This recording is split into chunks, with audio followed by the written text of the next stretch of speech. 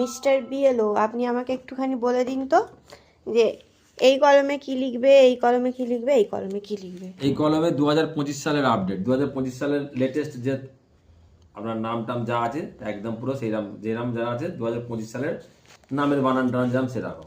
2002 সালে যেমন ধরুন এই রমেশ পাঁজা, এর 2002 সালের নাম আছে, তাহলে এখানে 25 সালের আপডেট লিখবে, আর এখানে ও 2002 সালের ভোটার লিস্ট অনুযায়ী যার নাম আছে সেটা লিখবে। এখানে 2002 সাল, যদি 2002 সালের ভোটার লিস্টে রমেশ পাঁচার জায়গায় রমেশ গাঁজা লেখা থাকে, সে রমেশ গাঁজাই লিখতে হবে সেটা, ঠিক আছে।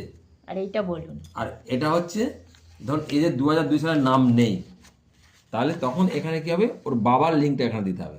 ধরুন রমেশ পাঁজার বাবার নাম ধরুন জয়দেব পাঁজা, এখন জয়দেব পাঁজার জায়গায় যদি জয় পাঁজা লেখা থাকে সেই জয় পাঁজাটাই লিখতে হবে।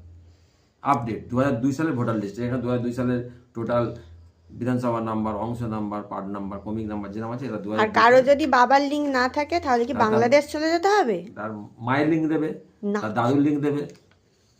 কারো যদি বাবার নাম থাকে তার দাদুর লিঙ্ক, তার মায়ের লিঙ্ক দেবে, আর যদি তাও না থাকে তারা সে বাংলাদেশ যাবে।